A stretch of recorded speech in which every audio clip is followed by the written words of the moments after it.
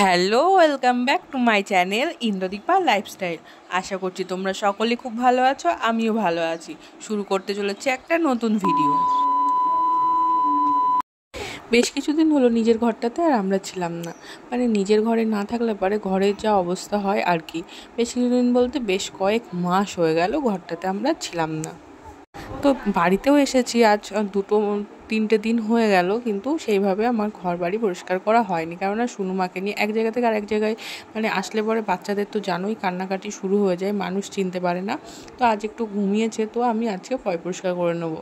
আর এই ড্রেসিং টেবিলটা কিন্তু আমার ভীষণই পছন্দের। তো এটা মানে ধুলো পড়ে একাকার অবস্থা। আর বাড়ি না থাকলে কি হয়, একজন আরেকটা জিনিসের উপর অত্যাচার করলেও সেটা কিন্তু দেখতে পাই না। সেটাই দেখলাম আমার জিনিসগুলোর উপরে হয়েছে। আর এই যে দেখো, ওর ট্রফিগুলো এত সুন্দরভাবে কিন্তু সাজিয়ে রেখেছিলাম আমি, সেগুলো পুরো ধুলো পড়ে একাকার অবস্থা। আর এই জিনিসটা দেখছো, যখন আমি ওর সাথে মানে প্রেম করতাম তখন কিন্তু প্রথমের দিকে আমি বানিয়ে ওকে দিয়েছিলাম। আর ওই জিনিসটা এখানে ঝোলানো ছিল, মানে লাগল পাওয়া যায় না পাড়ার জন্য, ওটা পাড়াও হয় না, ধুলো পড়ে একাকার অবস্থা। মানে ভালোবাসার জিনিসটা অবহেলায় কি অবস্থা হয়েছে।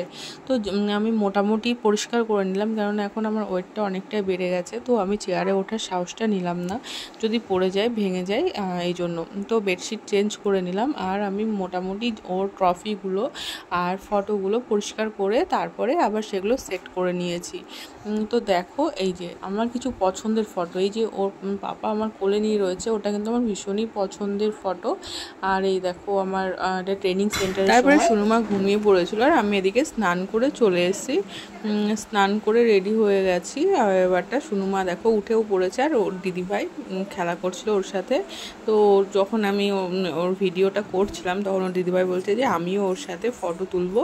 তো এসে ও কিন্তু ওর বোনের পাশে শুয়ে পড়েছে। তো ওর নাম হলো অনুষ্কা। তো যে কারণটার জন্য আমি বাড়ি এসেছিলাম সেটা হলো আমার বাবার কাজটা করার জন্য, কমপ্লিট করার জন্য। তো সেই জন্য বাবার কাজটা কিন্তু আজকেই করে নিয়েছি। আর হচ্ছে সন্ধ্যাবেলা হবে হরিনামের দল, তার সাথে হয়েছে লুচি করা হয়েছে। আর এটা আমার কাকি শাশুড়ি, আর এটা আমার যা, এরা কিন্তু লুচি বেলে দিয়েছিল। গরমের মধ্যে কিন্তু সবাই মিলে না করলে পরে কোনোভাবেই সম্ভব হতো না। আর হচ্ছে চানা পনিরের তরকারি, আর সাথে ছিল মিষ্টি। এত গরমের মধ্যে মানে সব কিছুই মানে ইম্পসিবল হয়ে যাচ্ছিলো। তো ওনারা বেলে দিচ্ছিল, আর আমি এদিকে ভাজছিলাম। আর মানে রান্নাঘরে এত গরম, তোমাদের কি বলবো, আমি পুরো ভিজে গেছি। এবারে এবার একা এতগুলো লুচি ভাজতে গেলে মানে আমার অবস্থা শেষ হয়ে যেত। এদিকে সুনুমা যখন ঘুমোচ্ছিল আমি কিন্তু তখনই ভাজছিলাম। তারপরে বাবা আসলো এদিকে, আমি বাবাকে বললাম যে গান যারা করছে তাদের জন্য একটু কোল্ড ড্রিঙ্কসের ব্যবস্থা করা হোক, কেননা এই গরমে চা আর খেতে হবে না। তো তাদের জন্য লুচি মানে কোল্ড ড্রিঙ্কস দেওয়া হোক। তো বাবা সেই মতোই চলে গেছিলো লুচি আনতে, বাবা সেই মতোই চলে গেছিলো কোল্ড ড্রিঙ্কস আনতে। তো ওদেরও খাওয়া হলো। আর দেখো কোল্ড ড্রিঙ্ক মানে আমি লুচি ভেজে এসে আমার অবস্থা, অন্ধকারই তো ওখানে।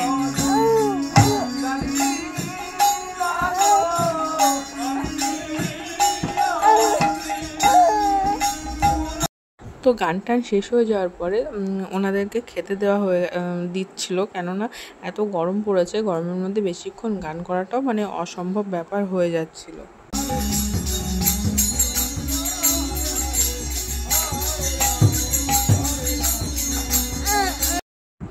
তারপর কোল্ড ড্রিঙ্কস নিয়ে এসে আমি সবাইকে ঢেলে দিচ্ছিলাম, আর বাবাকে বললাম যে তুমি ওনাদেরকে কোল্ড ড্রিঙ্কস দিয়ে আসো। বাবা মানে সপ্তাহে এত হুটোপাটা করে কি বলবো, যেহেতু প্রথমে ঢাললে পরে ফ্যানাটা হয়ে যায়, তো প্রথমে পুরো গ্লাস ভর্তি করে দেওয়া যায় না। তো প্রথমে অল্প করে দিয়েছিলাম, তারপরে আবার ভর্তি করছিলাম। বাবা বারবার নিয়ে দৌড়াচ্ছে যে দিয়ে আসবে। তো আমি বলছিলাম যে দাঁড়াও, আমি আগে গ্লাসগুলো ভর্তি করে নিই। তো এখন কিন্তু আমি ভয়েস ওভার দিচ্ছি, আমার সুনুমাও আমার সাথে ভয়েস ওভার দিচ্ছে, তোমরা ওর ভয়েসটা নিশ্চয়ই শুনতে পাচ্ছ। তো এদিকে আমি লুচি ভেজে চলে আসার পরে মা ভাজছিল, তো মায়ের জন্য আমি নিয়ে গেলাম কোল্ড ড্রিঙ্কস, কেননা এই গরমের মধ্যে সবারই কিন্তু ঠান্ডা হওয়াটা উচিত, মানে দরকার।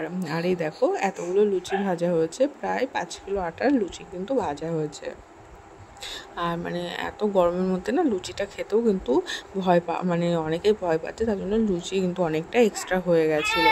আর এই যে মিষ্টি নিয়ে আসা হয়েছে, ওনারা বললো যে বাইরেই খাবো, কেননা বাইরে একটু ঠান্ডা আছে। তো ভিডিওটা ভালো লাগলে অবশ্যই লাইক করো, কমেন্ট করো, শেয়ার করো।